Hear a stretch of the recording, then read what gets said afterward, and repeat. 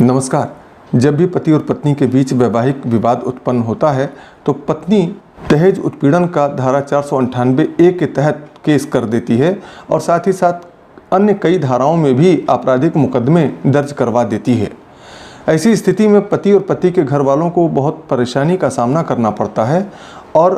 प्रायः पति और पति के घर वाले उस मामले की विवेचना कर रहे आईओ से मिलकर उस मामले को समाप्त करवाने के लिए फाइनल रिपोर्ट लगवाने के लिए प्रयास करते हैं और वे चाहते हैं कि उस मामले में पत्नी ने जिन लोगों के नाम लिखवा दिए हैं उनमें से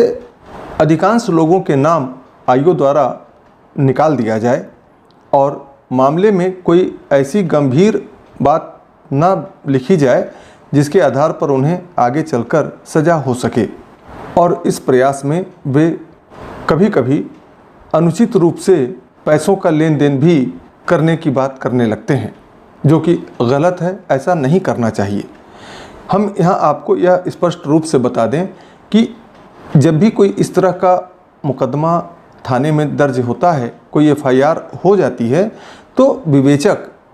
विवेचना के बाद जब धारा 173 CRPC में फाइनल रिपोर्ट न्यायालय में दाखिल करता है तो वहाँ पर यदि न्यायालय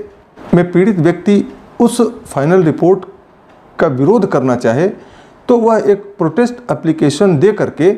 ऐसे फाइनल रिपोर्ट का विरोध कर सकता है और उसमें अपनी आपत्तियां भी दर्ज करवा सकता है। और यदि न्यायालय उन आपत्तियों से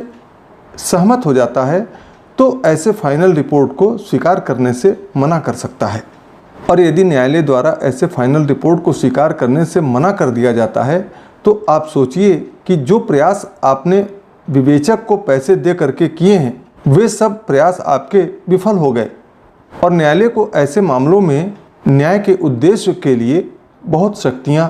होती हैं। न्यायालय द्वारा कई मामलों में इस प्रकार के निर्णय दिए गए हैं जिसमें विवेचक द्वारा की गई विवेचना को न्यायालय ने गलत पाया है, त्रुटिपूर्ण पाया है और यह पाया है कि जो विवेचना की गई उसमें बहुत सारी गलतियां थीं, बहुत सारे ऐसे पॉइंट थे जिनके आधार पर उसे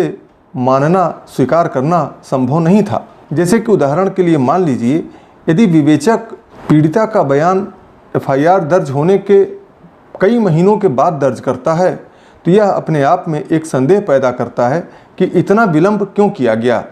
और FIR में दर्ज कराई गई किसी घटना के बारे में यदि किसी साक्षी का बयान लिया जाना है, धारा 161 का कोई बयान दर्ज करना है तो भी विवेचक को यह देखना चाहिए कि जो प्रत्यक्ष गवाह हैं, जो आई विटनेसेस हैं घटना के, उनका बयान पहले दर्ज किया जाए। यदि विवेचना में ऐसे गवाहों के बयान नहीं दर्ज किए गए हैं और उन्हें नज़रअंदाज करके फाइनल रिपोर्ट लगा दी जाती है तो न्यायालय में ऐसी फाइनल रिपोर्ट कभी स्वीकार नहीं होगी और प्रोटेस्ट एप्लीकेशन दिए जाने पर ऐसे फाइनल रिपोर्ट को न्यायालय रद्द कर देती है। इसलिए इस तरह के मामलों में पति या पति के घर वालों को परेशान नहीं होना चाहिए और विवेचक को अपना काम करने देना चाहिए। आईओ को कोई प्रलोभन देने का प्रयास नहीं करना चाहिए और उसे अपने कर्तव्य से मोड़ने का प्रयास नहीं करना चाहिए। ऐसे मामलों में न्यायालय में जब चार्जशीट आ जाती है तो अभियुक्त गण को पूरा अवसर मिलता है अपनी बात कहने के लिए और जो भी बात कहनी है उन्हें न्यायालय में आकर के कहनी चाहिए। अपना पूरा बचाव न्यायालय में करना चाहिए और भारत की न्याय प्रणाली पर भरोसा रखना चाहिए। तो ये थी फाइनल रिपोर्ट के संबंध में कुछ आवश्यक बातें। आगे के वीडियो में हम आपको प्रोटेस्ट एप्लीकेशन और